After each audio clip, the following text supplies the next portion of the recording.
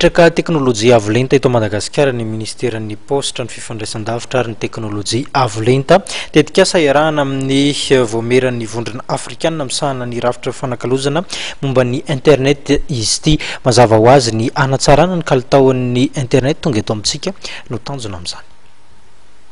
Andalam-pametrahana ireo fitaovana rehetra takiana ny fametrahana ny application MGX na ny Madagascar Internet Exchange izay entina hanamorana sy hanatsarana ny fahazonana ny connexion amin'ny internet eto Madagasikara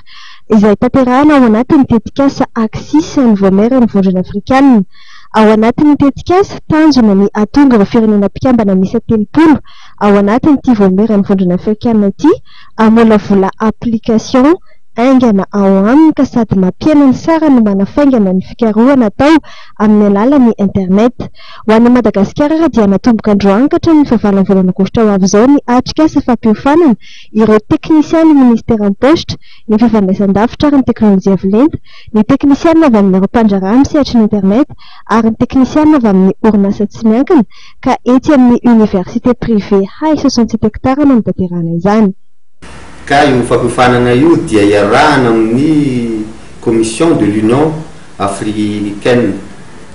dia ny chargé de mission en charge de télécommunication zany no chef de délégation tonga eto miaraka amin'ny mpampiofana anaky efatra.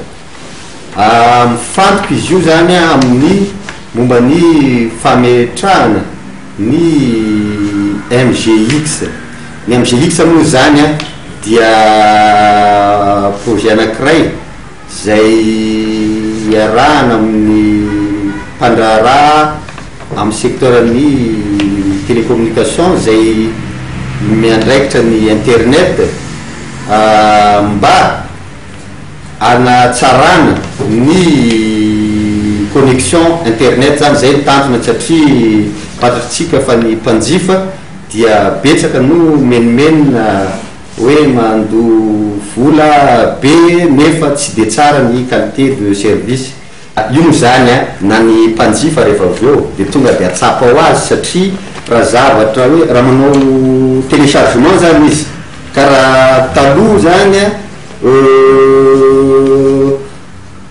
ataotsika hoe 15 minutes vo azo daholo ny information amin'io mety ho 10 secondes